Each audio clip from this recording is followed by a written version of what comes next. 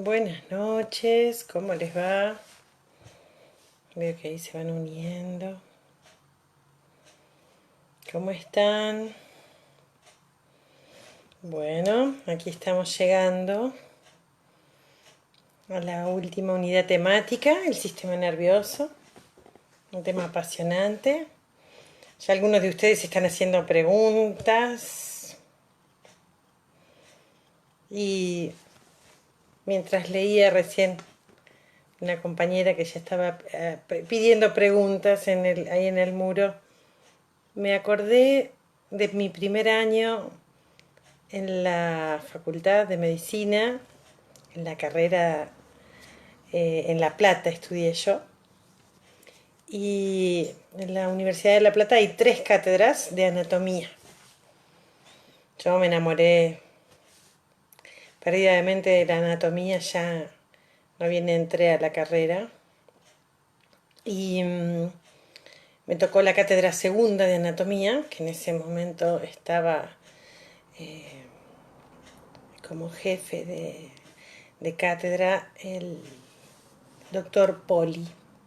El doctor Poli era un anestesista, neuroanatomista, le encantaba el sistema nervioso.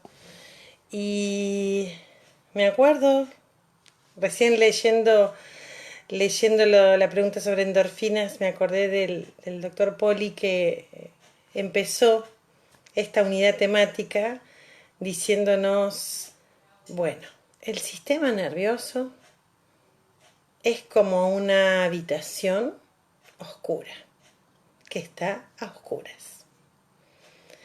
Nosotros, los médicos, sabemos abrir la puerta y entrar a esa habitación. Y sabemos abrir la puerta y salir. Pero lo que ocurre ahí adentro, no lo sabemos. Me acuerdo que empezó así su teórico sobre el sistema nervioso central. Verdaderamente es el sistema nervioso un tema apasionante y creo que lo dimensionamos así cuando lo vemos fallar, y cuando vemos la fragilidad de estas estructuras. Siempre pienso en Gustavo Cerati. Si alguno de ustedes lo conoció, me imagino que sí. Ese gran músico,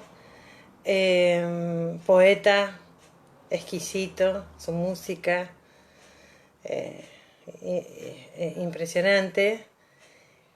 Y un día, una arteria del grosor de un hilo de coser se rompió, por X razón, y dejó de irrigar un sector del cerebro.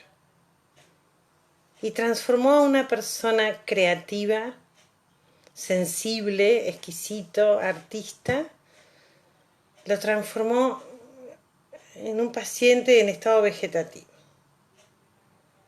Una arteria del grosor de un hilo de coser se rompió y se fue toda su creatividad. Y ya no pudo volver a cantar ni a escribir una canción. ¿Qué es cantar?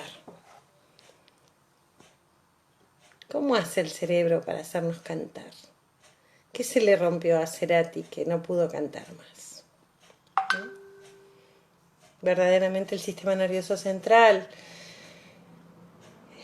y el periférico actúan gobernando a todas las funciones del resto de los sistemas, ¿no? Disculpen ustedes que suenan algunas ahí en mi celular, suenan las notificaciones. No lo puse en silencio y ya perdí, ahora no voy a salir del vivo. Y me gusta pensar en el sistema nervioso como un sistema de comando, ¿sí? de un sistema de control, de un sistema de gobierno. ¿Sí? Eso me gusta pensar en esa imagen en la que el sistema nervioso sabe lo que está ocurriendo en cada uno de los otros sistemas y toma decisiones al respecto. Eso también es muy importante. Eh, yo creo que las células del sistema nervioso son las únicas que tienen capacidad de aprender. De aprender. Y otra cosa que me parece visualmente, para darnos una idea de lo que estamos hablando, hay una película que no sé si ustedes han visto, es un poco vieja, pero me parece que es ideal para pensar en esto, que es la película Wall-E de Disney, de Pixar y Disney, en donde, en donde bueno, hay una fantasía futurista, donde todos los humanos están en una nave espacial fuera del planeta Tierra. Y la nave tiene una computadora y un capitán. Hasta que un día el capitán se da cuenta que él no está gobernando la nave, sino que le está gobernando la computadora. Y que la computadora tiene capacidad de pensar. Y lo supera el capitán en las decisiones que toma. Pues yo me lo imagino al sistema nervioso así, ¿no? ¿Cuántas veces lo pienso, lo pienso desde el punto de vista de las reacciones que no tienen gobierno, no, no voluntario? De esto vamos a hablar mucho en esta unidad. ¿Qué es lo que se hace consciente y qué es lo que se hace inconsciente? ¿Qué es lo voluntario, lo que yo decido hacer? ¿Sí? Como por ejemplo, en este momento decido agarrar un vaso y tomar agua. Hay cientos de acciones, miles tal vez, que se generaron para que yo hiciera esto. Tuve sed, hubo receptores en mi boca y en mi lengua que me dieron la sensación de sed. Fui consciente de que me falta agua y entonces mi brazo se extendió hasta el vaso, lo agarró y lo llevó hasta la boca y yo tragué agua y esa agua ingresó a mi organismo. Y en un momento mi cerebro registró que yo ya no tenía sed. Terminé de tomar y dejé el vaso.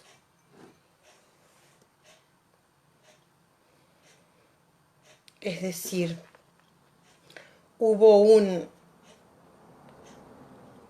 estímulo que generó un concepto y ese concepto generó otra serie de acciones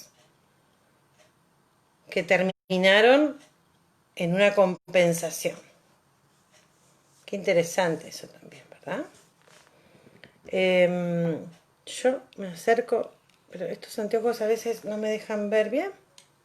Se llama presbicia eso. A ver si hay alguien que me esté diciendo que no me puede ver o que no escucha bien. Maidana dice, fue de curiosa, profe, lo que leí me pareció apasionante. Sí, todo, del sistema nervioso, bueno, toda la anatomía es apasionante y sistema nervioso más. Uh -huh. Bueno, gente que está saludando nomás.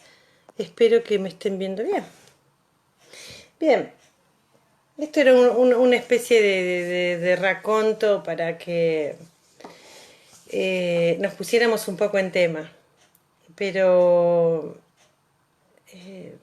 verdaderamente el sistema nervioso todavía hoy a mí me sigue maravillando, me sigue emocionando observar su funcionamiento y, y no me canso de explicarles siempre a mis pacientes que todo lo que les pasa, todas sus dolencias físicas son expresión de sus dolencias emocionales. ¿Y qué son las emociones?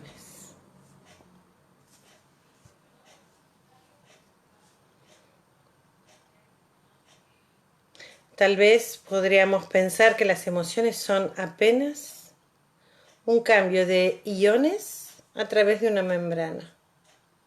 Ay, qué triste que suena, ¿no? Decir que yo estoy enamorada, no estás enamorada. Es que entra sodio y sale calcio de la membrana plasmática de una célula. ¿Podemos reducir a las emociones en eso? Qué interesante, ¿no? Bueno, pero antes de seguir haciéndonos preguntas, vamos a empezar por el principio. Ya llegaremos a las endorfinas y a explicar qué son las satisfacciones. ¿Sí? Ojalá esto les apasione tanto como a mí. Bueno, muy bien, acá tengo, vamos a ver si podemos hacer dentro de la tecnología. A ver, tengo algunas cositas para poner acá arriba. Ya doy vuelta acá para... Bien. A ver si acá nos podemos entender con la maquinita esta. Bien. Bien, creo que ahí está. Dejo los comentarios por si ustedes me quieren ir diciendo. Si ustedes ven que tapa o algo, me dicen. Este power, como siempre, está en inglés, pero bueno, ustedes eso no... Utilizo las imágenes que ustedes tienen en el libro, entonces, para que les resulten familiares. A ver si podemos aumentar un poquito más. A ver ahí. Cualquier cosita me dicen, ¿eh? Si no se ve bien. A ver, yo creo que ahí podemos estar. Se ve perfecto, dice Valeria. Bueno. Los órganos que forman el sistema nervioso central son el cerebro y la médula espinal. Estos órganos en realidad concentran todas las acciones. Maidana dice, no vemos nosotros los comentarios, profe, es decir, no se interponen en la imagen que usted nos muestra. Ah, qué bueno, yo pensé que sí, ok. Bueno, les decía que el sistema nervioso entonces está constituido por el cerebro y la médula espinal. Verdaderamente en el cerebro todo el tejido nervioso se encuentra abocado a resolver las funciones más importantes de toda la anatomía, que son la recepción de estímulos y constituir digamos, el cerebro sensitivo, y luego la decisión de tomar tales o cuales acciones, es decir, las acciones motoras, y esas son el cerebro motor.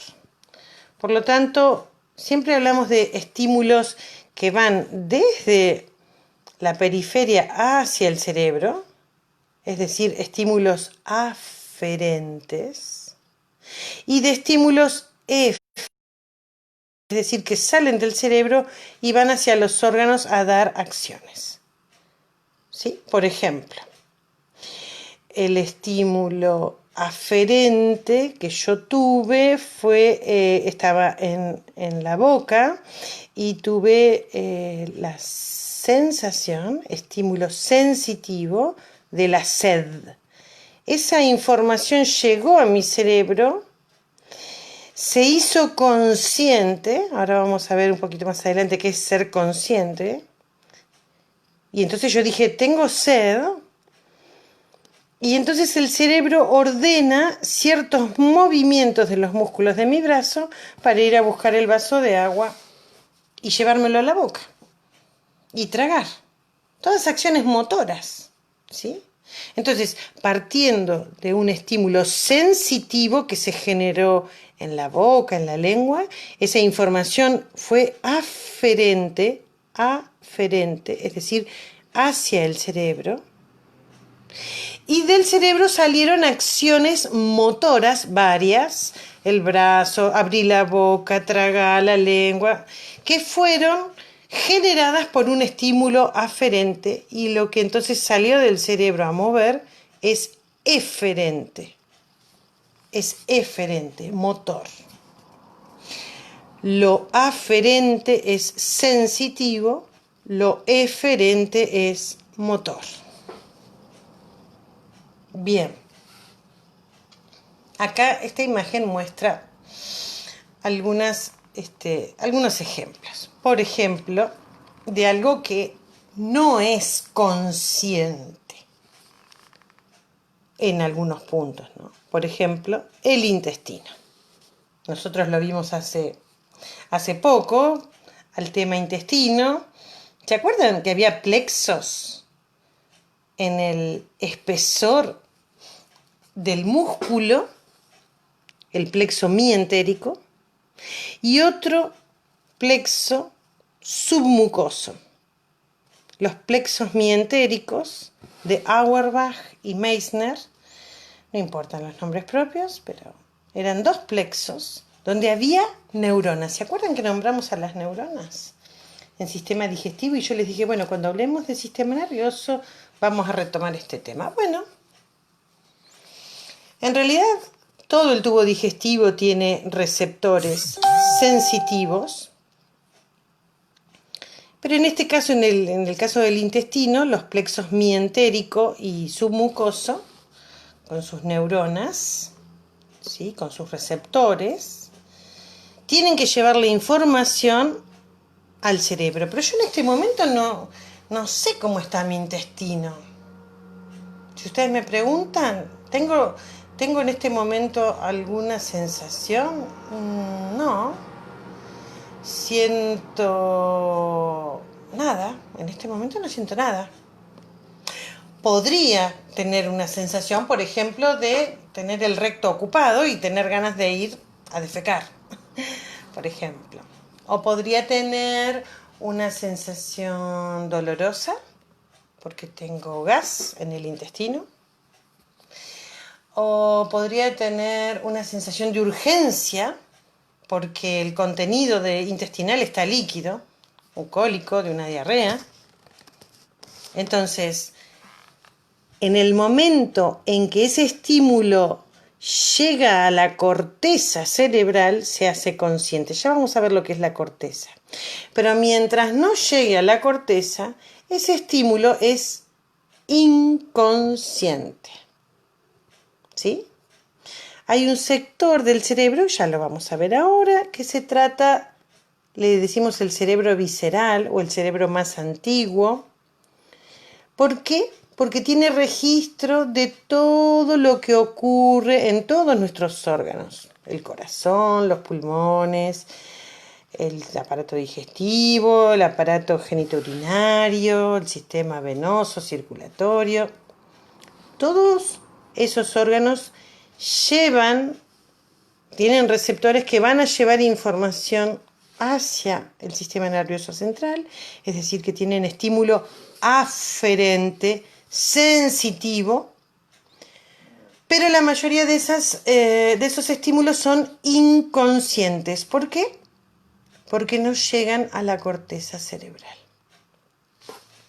En contrapartida, cuando un estímulo se hace consciente, y yo digo, ay, tengo ganas de defecar, es porque ese estímulo superó al cerebro visceral y está llegando a la corteza cerebral y se está haciendo consciente. Fíjense, por ejemplo, la piel. Acá tenemos un corte de piel. A ver si lo podemos ver más de cerca.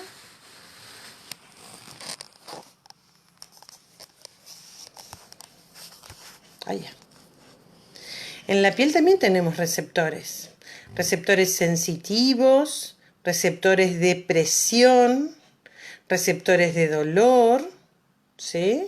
Estos receptores en la piel le están informando al cerebro un montón le están llevando mucha información. Por ejemplo, información termorreceptora.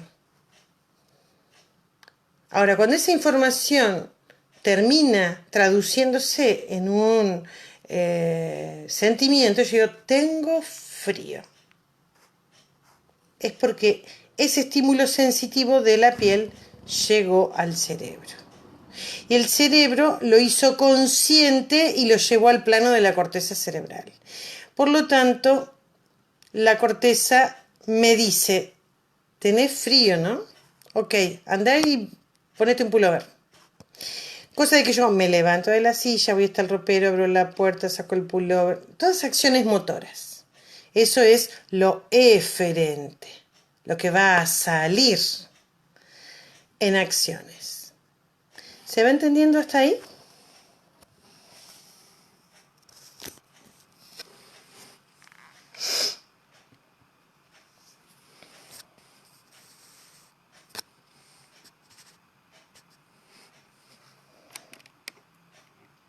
A ver ahí.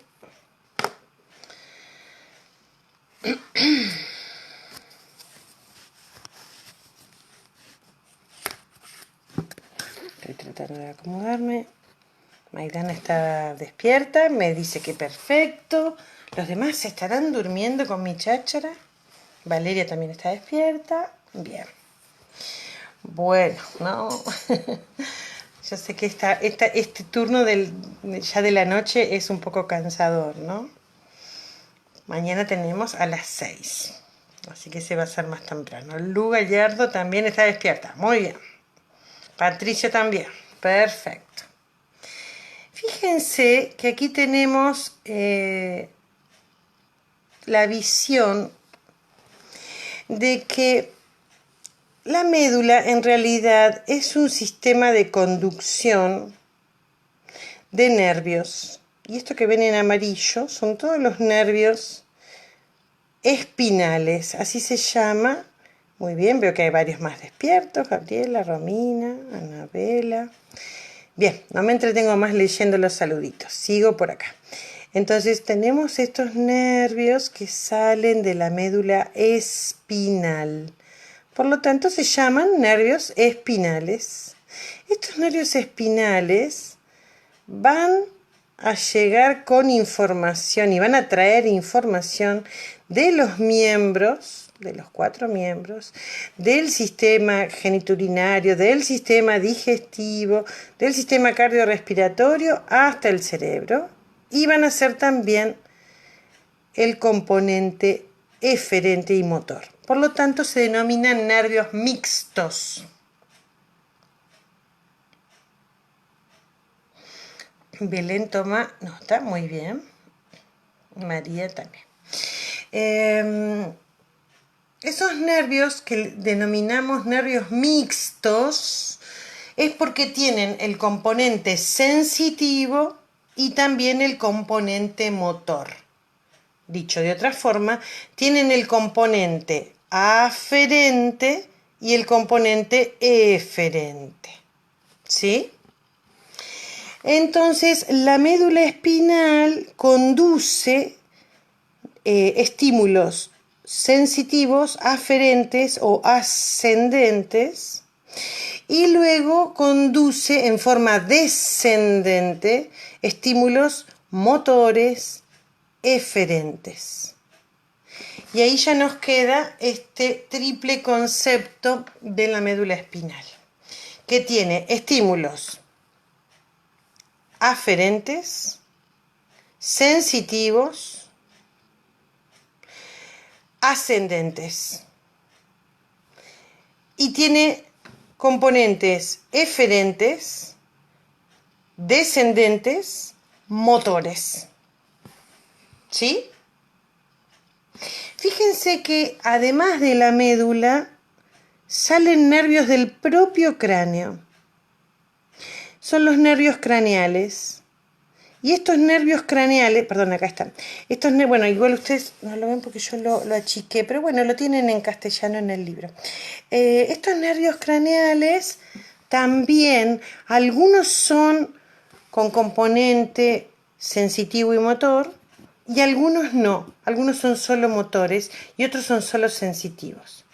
No importa ahora, son 12 pares. Fíjense que los nervios van en pares, ¿sí? Siempre van en pares. Uno a la izquierda, otro a la derecha. Lo mismo para la cara y el cuello. Es decir, que sistema nervioso central está constituido por cerebro y médula espinal. Y de la médula salen el sistema nervioso periférico, que son los nervios sensitivos, motores mixtos, o algunos que son solo sensitivos o algunos que son solo motores. Aunque, debo decir, la mayoría son mixtos, con los dos componentes. Y cuando hablamos de los componentes nos referimos a sensitivo o motor, aferente o eferente, ascendente o descendente. ¿Queda claro eso? Para mí es muy importante que quede muy claro. Bien. Nada, acá estábamos viendo esta imagen por separado de los corpúsculos de Pacini y demás de la piel, donde tenemos, receptores sensitivos, receptores termorreceptores, receptores de dolor, en fin. Eso ya lo hemos visto, y también hemos visto el ejemplo de los plexos mientéricos y submucoso de Auerbach. Bien, Valeria. Bueno, finalmente les presento a la célula estrella. Estrella de Hollywood, la neurona. Pero antes de meternos en esta imagen que está muy bonita, yo quiero ir a una imagen, más que una imagen, un esquema de la neurona que me resulta mucho más sencillo de explicar.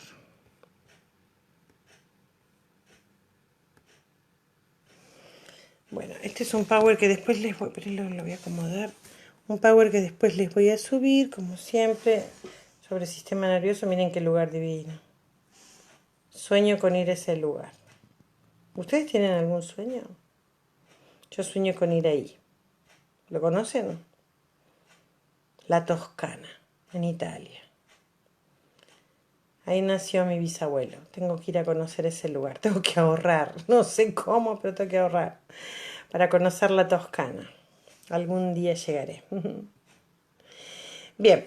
Mientras tanto, sigamos con la neurona. Basta de sueños por ahora. Vamos a acomodarnos por aquí. Este esquema me parece más sencillo para después empezar a entender al otro esquema de la neurona. Un poquito esto. Vamos a chica. Me retiro para atrás entonces.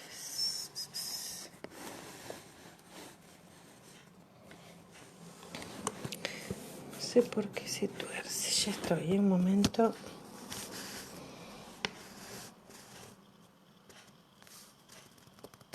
Sí, Valeria, es bellísima la Toscana. Verdaderamente. Bueno, creo que ahí se ve.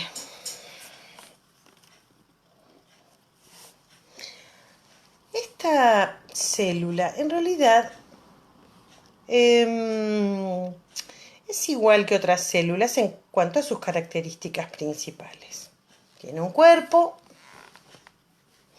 y este cuerpo está delimitado por una membrana.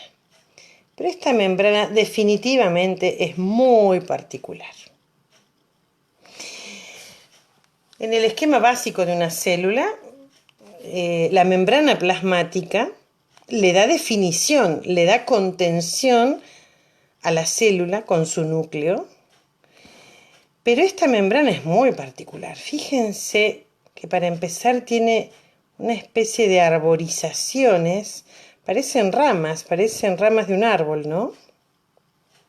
Bueno, estas extensiones de la membrana plasmática de la neurona se denominan dendritas.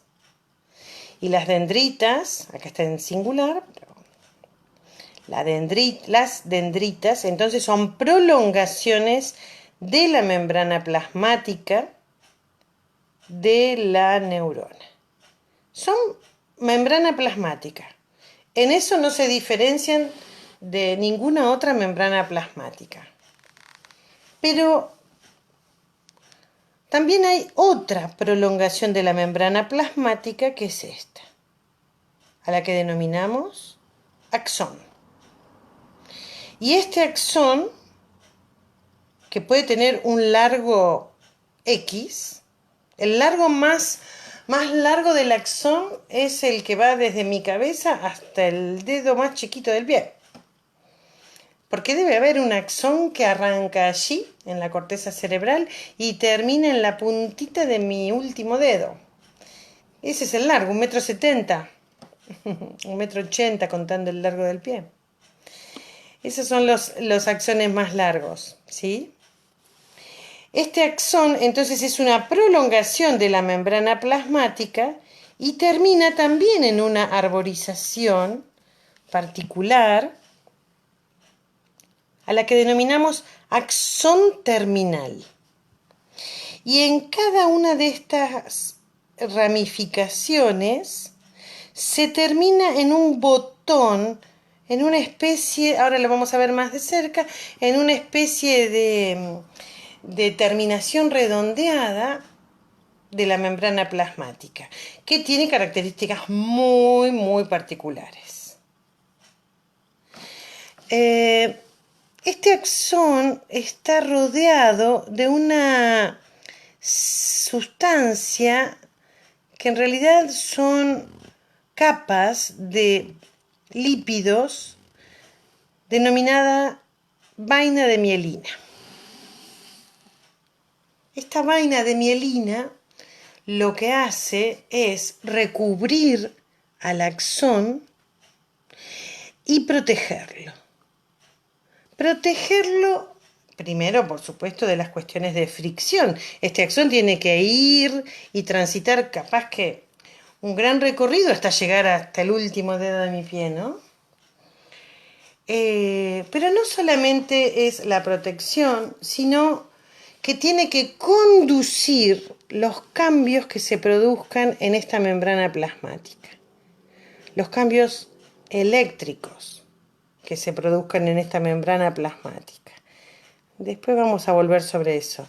Pero para que esos cambios eléctricos transcurran lo más rápido posible a través de todo el largo del axón, la mielina funciona como un aislante para esos cambios eléctricos. A mí me gusta pensar en el axón y la mielina como en un cable. ¿Han visto un cable? Un cable de la instalación eléctrica de su casa.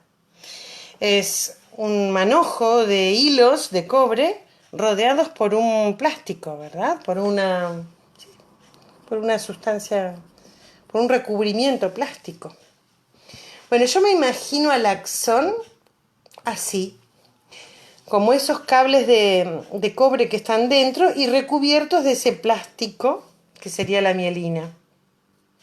Bueno, este axón, con esta forma de vainas, permite, ya lo vamos a ver más adelante, una conducción más rápida de estos cambios eléctricos en la membrana plasmática, a los que denominaremos estímulo nervioso. ¿Qué es un estímulo nervioso? Un cambio eléctrico en la membrana plasmática. Si ustedes recuerdan, allá por principio de año, cuando hablábamos de las células y decíamos que la membrana plasmática era una bicapa lipídica que tenía polaridad negativa en todo su exterior, negativo, negativo, negativo, negativo, negativo, pues entonces, ¿qué es una acción? ¿Qué es un estímulo nervioso? cuando la polaridad de la membrana de negativo cambia a positivo. Y se va desplazando el estímulo nervioso a medida que todo lo negativo va cambiando a positivo, hasta llegar al botón del axón terminal. Esa conducción de ese cambio eléctrico de negativo a positivo, eso es un estímulo nervioso. ¿Sí? Cuando yo en este momento estoy sintiendo sed, es porque hay una neurona que le está informando de que la mucosa de la lengua está seca. Entonces viaja el estímulo nervioso de negativo a positivo y se va trasladando hasta que llega a mi neurona sensitiva y le dice, esta chica tiene sed. ¿Mm? Por eso digo que si los sentimientos son apenas cambios en la polaridad de una membrana. Y esto ocurre intercambiando un electrolito como el sodio, el cloro, el potasio, el calcio, a un lado y al otro de la membrana. Pueden discurrir de un lado hacia el otro y esos cambios en la concentración de iones son los que movilizan los cambios eléctricos de negativo a positivo. Y luego la repolarización. Lo mismo que veíamos en el sistema de conducción cardíaco, ¿se acuerdan? Un cambio de polaridad hace que un estímulo se desplace a lo largo de un axón en este caso. ¿Y para qué la membrana plasmática tiene toda esta arborización? ¿Por qué no se limita a ser algo redondeado como en otras células? O cuadrado, o cuboide, o tubular. ¿Por qué tanta arborización?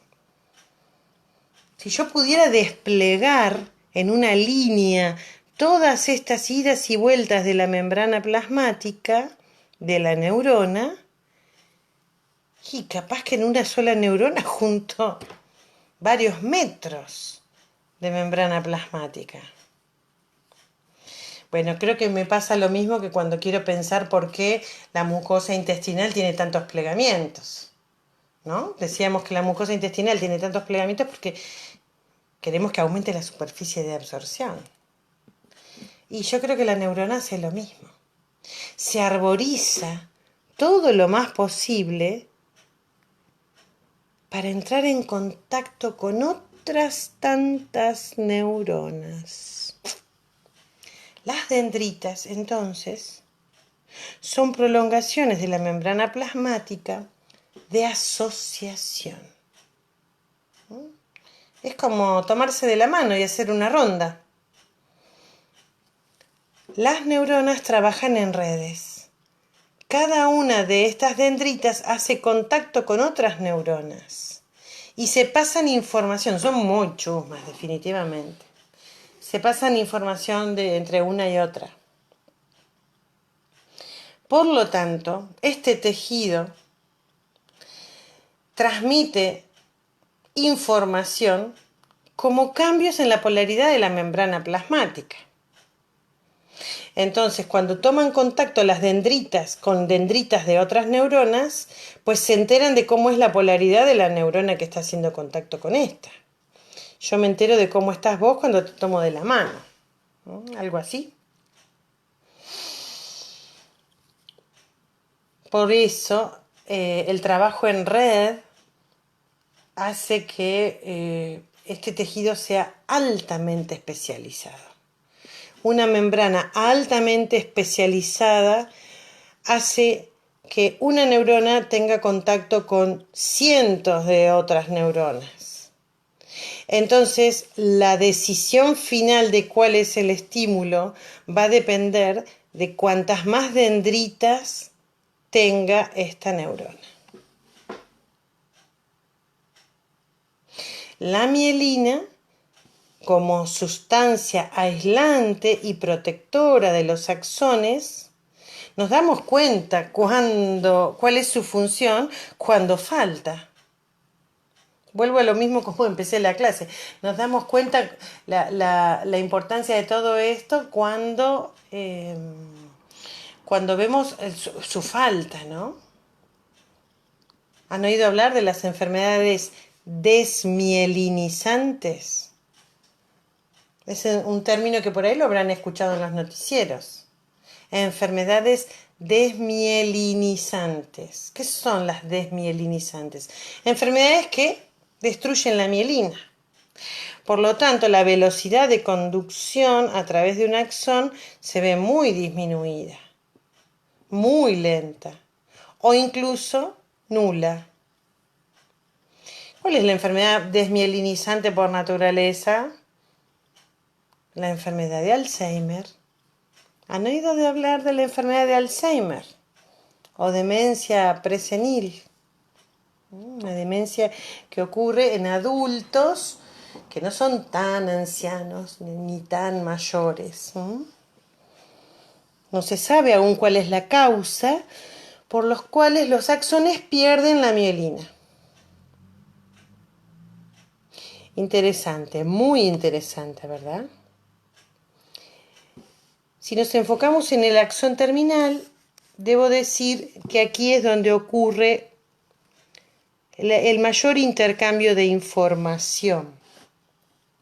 El mayor intercambio de información no solamente es a través de las dendritas, sino de los axones. Y estos axones pueden tener contacto con otra neurona o con un músculo, por ejemplo, o con un receptor en la piel, o con un receptor en la pared de un órgano como el estómago, como la vejiga, como la vagina, ¿sí? Por lo tanto, estos axones con su botón terminal también le dan a cada neurona mucha información si la neurona es aferente y mucha información también para enviar si la neurona es eferente. Lamento tu pérdida, Gabriela. Para vos también, Nati. Sí, lamentablemente son desgraciadas estas enfermedades. Quiero volver entonces al esquema de la neurona que teníamos del libro del Tórtora. Miren que tengo que usar el mouse aquí. Vamos a cerrar esto y vamos a volver a esta. Esta neurona que es la que ustedes tienen en el libro, ¿verdad? Bien.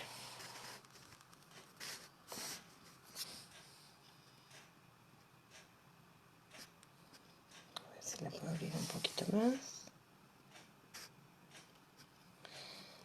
Espero que ahí la estén viendo bien. A ver si la subo un poquito. La verdad que hemos estado todo el año, Dios mío, poniéndole onda a esto, ¿eh? Poniéndole onda, pero todavía falta. Bueno, este esquema que es el que ustedes tienen, no sé por qué no se ve más clarito. A ver ahí, si lo pongo un poquito más derechito se ve mejor, ¿no? Bueno, aquí nuevamente tienen el soma o cuerpo con el núcleo de la neurona. Se ven también las organelas, el retículo endoplásmico, la mitocondria. Bueno, estas cosas que ya las conocemos de otras células, son comunes. Obviamente la neurona tiene todas las características de una célula que precisa cumplir con sus funciones metabólicas, de identidad, con el ADN, de reproducción y formación de proteínas, el ARN, todo lo mismo que una célula que ya conocemos. Pero fíjense esto de las prolongaciones de la membrana plasmática, ¿no? Son prolongaciones que tienen que ir a hacer contacto con otras dendritas de otras células, ¿sí?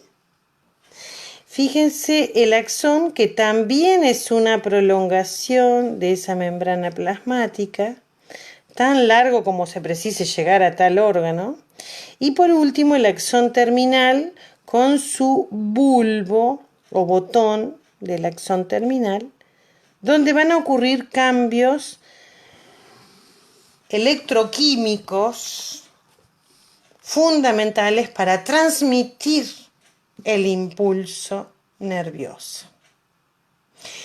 Ese momento de contacto entre los bulbos o botones del axón terminal con otra neurona o con otro o con un órgano X, a eso se lo denomina sinapsis.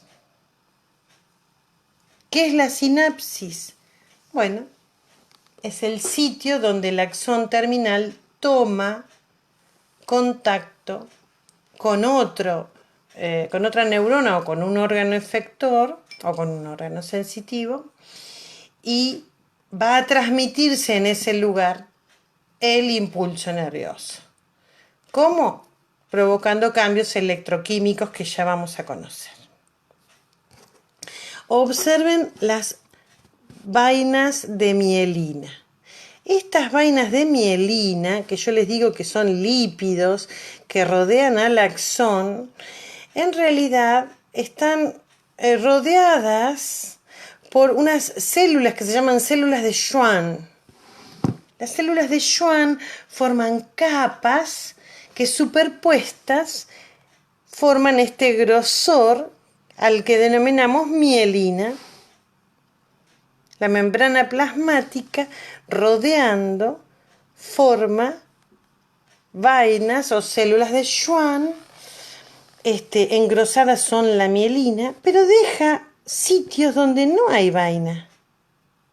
Estos sitios donde el axón está desnudo, donde no está cubierto de mielina, se conocen como nódulos de Ranvier o nodo de Ranvier.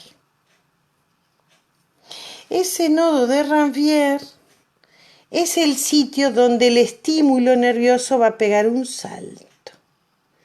Y entonces ese salto es acelerado por la presencia de la mielina, que aísla por sectores el axón, ¿sí? Hasta llegar ese impulso al bulbo o botón sináptico. Bien. Creo que ya tenemos unos cuantos conceptos por el día de hoy. A ver si teníamos algo más. Sí, esta imagen también me gusta mucho porque es un poquito para entender lo que veníamos diciendo del trabajo en red. Fíjense, aquí tenemos, un esquema, ¿no? Un esquema donde vemos varias neuronas. Fíjense las dendritas tomando contacto entre, como yo me las imagino así, como dándose la mano, ¿no? Y entonces estas neuronas que toman contacto con las células, con otras neuronas que están cerca, emiten sus axones. Estos axones están en red también. Pero fíjense que hay otras células. Ah, sí.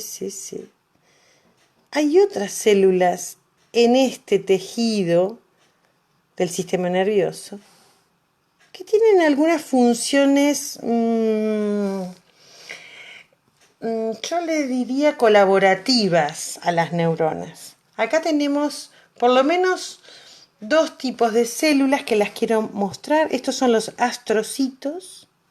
Fíjense que los astrocitos hacen contacto con las neuronas, pero también hacen contacto entre sí y con los vasos sanguíneos. Estos son los astrocitos. Y después vemos otras pequeñas, que son las células de la glía o microglía, que hacen contacto con las dendritas, exclusivamente con las dendritas. Entonces, neuronas, células de la microglía, astrocitos, ¿sí? Todas forman el tejido nervioso y ustedes habrán visto que Bueno, se les reconocen algunas funciones a estas células de la microglía y a la de los astrocitos, sobre todo de sostén y de interrelación. Fíjense, por ejemplo, a estas una tercera calidad, los oligodendrocitos, que unen dendritas, unen células de Schwann entre sí, conectan con las células de Schwann, con los axones que recubren a estas células de Schwann. ¿Hay axones que no tengan mielina? Sí, hay axones desnudos de mielina y son de conducción muy lenta. Por ejemplo, los axones que llegan al estómago, que salen del estómago y son aferentes, son axones de neuronas que están en la corteza sensitiva del cerebro. Por eso, mi abuela dice, come lento, porque para cuando vos tenés la sensación de que ya comiste, que ya estás satisfecha, en realidad hace 20 minutos que estabas satisfecha. ¿Esto es así? Claro. La sensación de plenitud gástrica tarda mucho en llegar a la corteza sensitiva del cerebro y que uno diga, sí, ya estoy satisfecha, no quiero comer más. Tarda mucho. Por eso uno debería masticar lentamente, cortar un bocado y apoyar los cubiertos, tomar un poco de líquido, conversar, porque la sensación de saciedad, en realidad cuando yo siento que estoy satisfecha, en realidad hace 20 minutos que estoy satisfecha. O sea que estuve 20 minutos comiendo de más. Qué importante eso. Si ustedes hacen la prueba, lo van a ver. Hoy cenen, hagan esta prueba. Cenen y a los 10 minutos de estar cenando, si todavía no tienen esa sensación de saciedad, paren y esperen unos 20 minutos. Van a ver que la sensación de hambre desaparece. ¿Por qué? Porque ese es el momento, cuando desaparece, en que llegó el estímulo al cerebro de plenitud gástrica. Estuvimos comiendo por demás unos 20 minutos. Así sería fácil hacer dieta, ¿no?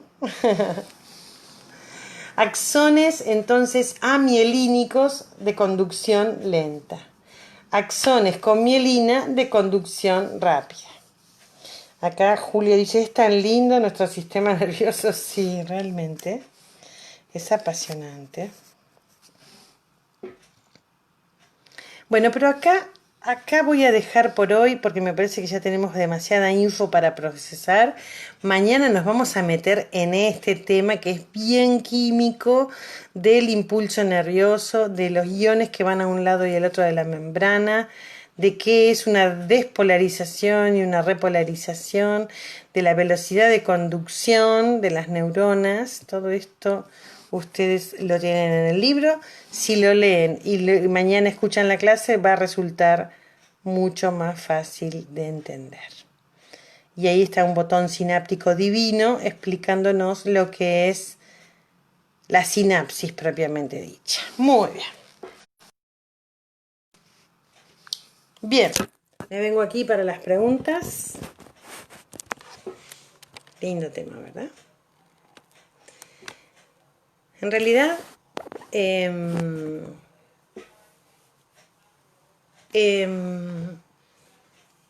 trabajo de redes se ha hecho súper especializado en nosotros. Si uno observa animales primitivos y luego no tanto, va a observar cómo las funciones intelectuales se van súper especializando. Por ejemplo, el lenguaje. El lenguaje es algo impresionante. Ustedes cuando me están escuchando, el acto de escuchar es un estímulo sensitivo. El nervio estatoacústico, es el octavo par craneal, es un nervio solo sensitivo, no motor, no tiene componente motor, es solo sensitivo. Entonces, ustedes escuchan una palabra, una letra, una sola letra, la A. Están escuchando ahora la letra A. Ese sonido que emitió mi voz de la letra A está entrando por el órgano de los sentidos, que eso es maravilloso, lo vamos a ver al final del tema. Y ese nervio está conduciendo un impulso nervioso que está llegando a una neurona sensitiva que dice, esa es la letra A. Ok. Pero esa neurona sensitiva hace red con otras neuronas que están escuchando la letra P, la letra N, y entonces otra neurona dice, che, P-A-N, pan, palabra pan. Y la palabra pan se está relacionando con otras neuronas que le dicen, che, el estómago está vacío. Ah, pan, qué rico, pan, hambre. Trabajo en red. Y solamente impulsos nerviosos, solamente minerales solutos que se mueven de un lado al otro de la membrana plasmática. Eso significa un trabajo en red impresionante. Fíjense todas las palabras que yo estoy diciendo en este momento y cada letra está generando un concepto de palabra. ¿Qué es aprender? ¿Qué es estudiar? ¿Qué es memorizar? Un trabajo en red impresionante. ¿Sí? Los seres humanos, al tener este lenguaje que transforma estímulos auditivos en palabras que otro escucha y entiende de qué estoy diciendo, nos hace prácticamente únicos. Solamente los delfines, incluidas las orcas, que son delfines también, probablemente tengan un lenguaje muy similar al nuestro. Bueno, las características de sus cerebros son prácticamente iguales a las del ser humano. Un delfín tiene frente, es decir, tiene lóbulos frontales, frente. ¿Nunca escucharon ese refrán que dice, vos no tenés ni 2 dedos de frente? 2 dedos de frente, ¿qué significa?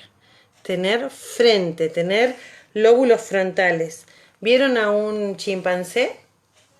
Mírenlo, vayan después a buscar la foto de un chimpancé o de un gorila. No tienen frente, ¿sí? De las cejas sale hacia atrás el cráneo. Ellos no tienen lóbulos frontales. En los lóbulos frontales, y eso lo tiro ahora y ya con esto cerramos, en los lóbulos frontales no hay neuronas sensitivas ni neuronas motoras. Hay neuronas de asociación, solo de asociación. Qué curioso. Los delfines y los humanos tenemos lóbulos frontales, tenemos frente. Los demás animales no tienen lóbulos frontales. ¿Qué hay en los lóbulos frontales? Solo neuronas de asociación, dicen los neuroanatomistas. Y eso me hace recordar a una práctica que existió no hace mucho, creo que se dio de baja en el año 1970, por allí. Se practicaba en las cárceles a los presos de alta peligrosidad, los muy violentos, asesinos, violadores. Se les practicaba un orificio en la piel y con un poco de anestesia local, ¿eh? Y otro en el cráneo con un taladro. Se introducía por ahí un estilete metálico. Un estilete es algo muy finito, como una aguja de crochet. Se introducía el estilete por ese orificio y el médico lo movía para todos lados, para arriba, para abajo, para arriba, para abajo, para arriba, para abajo.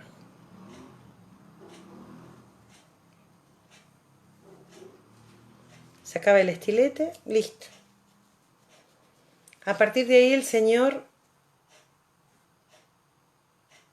quedaba sin capacidad de pensar.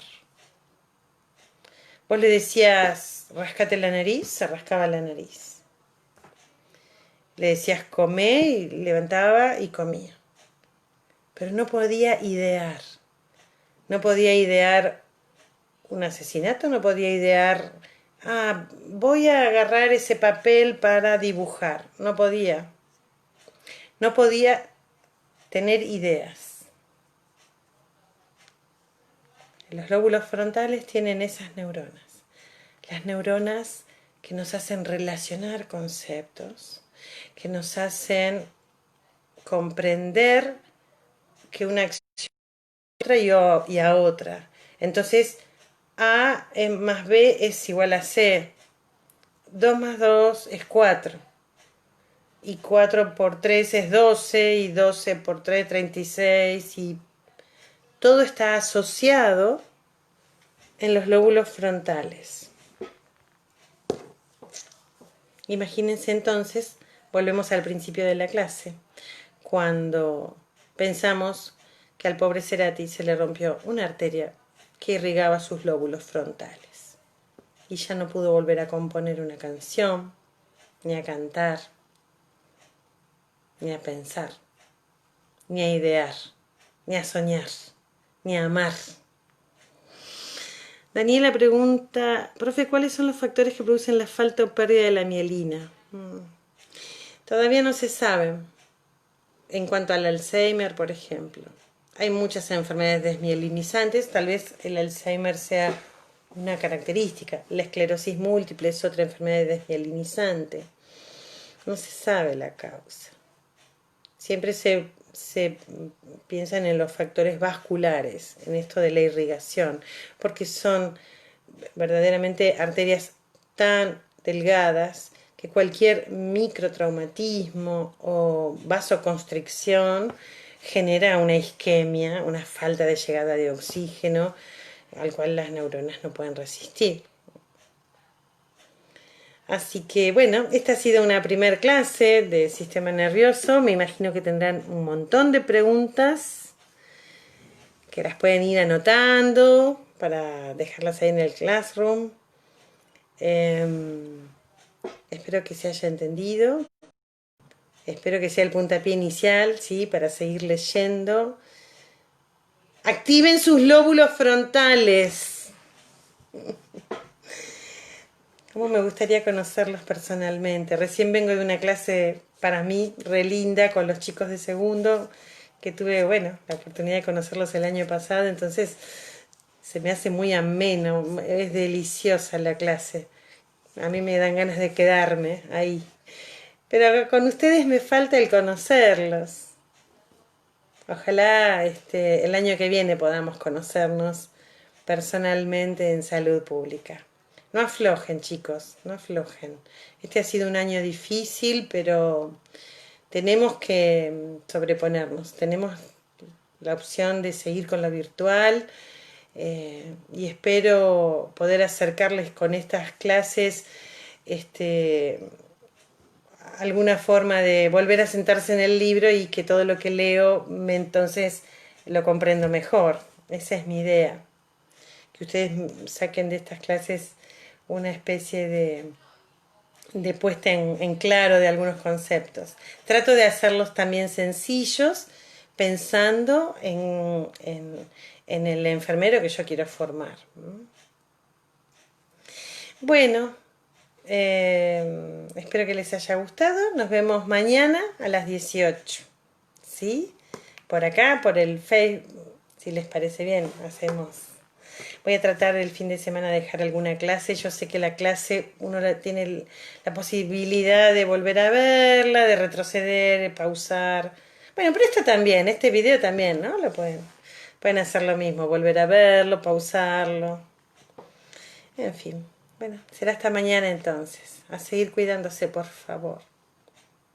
¿No? Mucho, muchísimo. No se toquen la cara. Lávense las manos, no se reúnan. Así de sencillo. Menos a comer, donde ahí puede haber gotitas que caen. Todavía estamos en el medio del incendio. Todos los incendios se terminan. Sí, siempre. Hasta el del Amazonas, que parecía que no se iba a apagar, nunca se apagó. Pero cuando estás en el medio del incendio, todavía no se apaga. Estamos así en Tandil. Paciencia. Hasta mañana.